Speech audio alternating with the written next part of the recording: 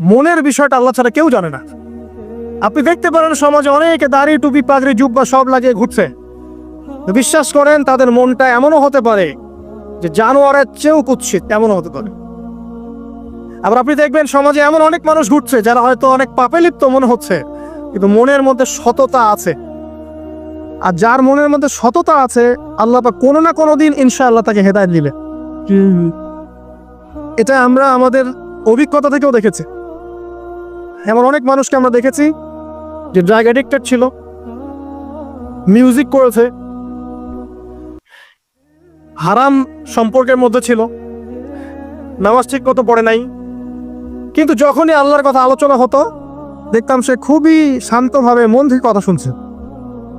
কথা শুনতে শুনতে শুনতে একদিন মাশাআল্লাহ এখন দেখবেন যে চিল্লা দিয়ে বেড়াচ্ছে বিভিন্ন মসজিদে।